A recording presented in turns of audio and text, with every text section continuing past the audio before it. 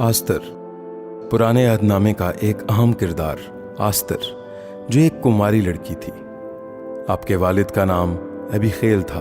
अक्सोइरस बादशाह की बीवी वश्ती मलका की जगह आस्तर को मलका बनाया गया। इसकी वजह यह थी कि अपनी सल्तनत के तीसरे साल अक्सोइरस बादशाह ने ज़ियाफ़त की और चाहा था कि वश्ती मलका को ताज पहनाकर बादशाह के हुजूर लाया जाए ताकि उसकी खूबसूरती लोग और उमरा देखें, मगर वश्ती मलका ने बादशाह के हुक्म का इनकार किया। इस सबब से बादशाह सख्त नाराज़ हुआ और हुक्म जारी किया कि अब दोबारा कभी वश्ती मलका बादशाह के हुजूर नहीं आएगी और उसका शाहाना रुतबा किसी और को दे दिया जाएगा। इसके लिए बादशाह के मुलाजिम जो उसकी खिदमत करते थे, उन्होंने खूबसूरत कुंवारी लड़कियां ढूंढने का इरादा किया ताकि उनमें से जो बादशाह को पसंद आए वो वश्ती मलका की जगह हो। उस वक्त यहूदी असीर होकर बाबल में यहूदा के बादशाह यकूनिया के साथ गए थे, जिनमें एक शख्स मर्दकी भी था। मर्दकी का ताल्लुक बिन्यामीन के कबीले से था। मर्दकी ने अपने चचा अबीखेल की बेटी आस्तर को पाला था क्योंकि उसके माँ बाप ना थे। वो लड़की हसीन और खूबसूरत थी और उसके माँ बाप मर चुके थे। जब बादशाह का हुक्म हुआ तो बहुत सी कुंवारी कसरे सोसन में इकट्ठी हुई, जिनमें आस्तर भी बादशाह के महल में पहुंचाई गई। अक्सोइरस बादशाह की सल्तनत के 7वें साल के 10वें महीने में आस्तर शाही महल में बादशाह के पास पहुंचाई गई और वो बादशाह को सब कुंवारियों से ज्यादा पसंदीदा और अजीज ठहरी। मगर आस्तर ने अपने खानदान और कौम के बारे में कुछ नहीं बताया था। आस्तर के मलका बनने के बाद भी मर्दकी बादशाह के फाटक के पास बैठा करता था। एक रोज उसने जाना कि 2 अशखास जो फाटक पर पहरा देते हैं बादशाह को मारना चाहते हैं। ये बात मर्दकी ने आस्तर को बताई और आस्तर ने मर्दकी का नाम लेकर बादशाह को इसके बारे में बताया। जब इस खबर की तहकीकात की गई तो ये बात दुरुस्त साबित हुई, जिस पर उन दोनों को दरख्त पर लटकाया गया और बादशाह के सामने तवारीख की किताब में लिख दिया गया। फिर बादशाह ने एक शख्स हामान को सरफराज किया और सब उमरा से उसका रुतबा बुलंद किया।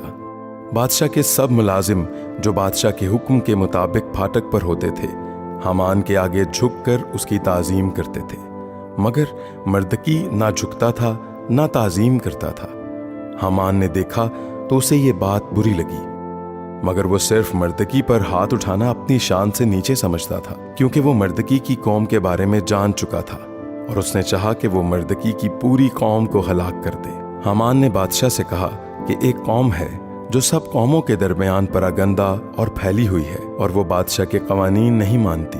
बादशाह ने हामान की बात मानी और कहा कि जो तुझे अच्छा मालूम हो कर।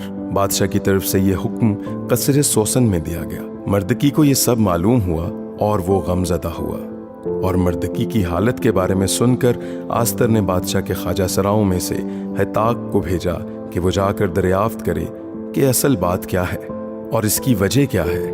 उसने सब कुछ हैताक को बताया और फरमान की तहरीर की एक नकल भी जो उनको हलाक करने के लिए कसरे सोसन में दी गई थी उस तक पहुंचाई। मर्दकी चाहता था कि आस्तर बादशाह के पास जाए और इस बारे में बात करे, मगर पहले तो आस्तर डर गई क्योंकि कोई भी बादशाह की मर्जी के बगैर बादशाह के पास नहीं जा सकता था। मगर मर्दकी ने उससे कहा कि उसे लाजमी जाना होगा, क्योंकि जहां सारी यहूदी कौम को मारा जाएगा वहीं आस्तर भी मारी जाएगी। तब आस्तर ने कहा कि मेरे लिए 3 दिन तक रोजा रखें। 3 दिन के बाद वो बादशाह के हुजूर गई और उसकी नजर में मकबूल ठहरी। तब उसने बड़ी हिकमत से इस सारे मामले को सुलझाया और बादशाह से दरखास्त करके सब कुछ जो हामान ने कहा था उसे बताया। इस सबब से हामान को उस सूली पर लटका दिया गया जो उसने मर्दकी के लिए बनाई थी और बादशाह ने यहूदियों को भी इजाजत दी कि वो अपनी जान बचाने के लिए मुकाबला करें और सब लोग यहूदियों से डरने लगे। खुदा ने मर्दकी और आस्तर के सबब से उन्हें फतह बख्शी।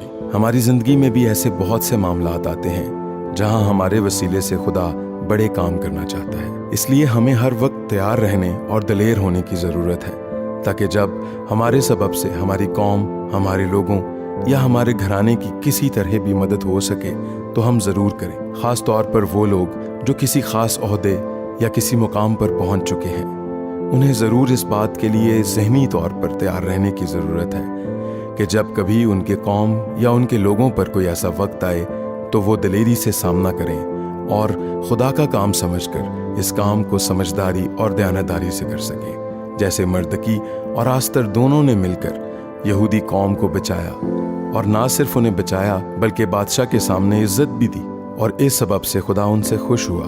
میں آپ سے کہنا چاہتا ہوں، خود کو ہمیشہ تیار رکھیں، خدا آپ کو استعمال کرنا چاہتا ہے، اور نہ صرف وہ آپ کو کلام کے لیے، پرستش کے لیے، بلکہ قوم کی بحالی اور برکت کے لیے بھی استعمال کرنا چاہتا ہے۔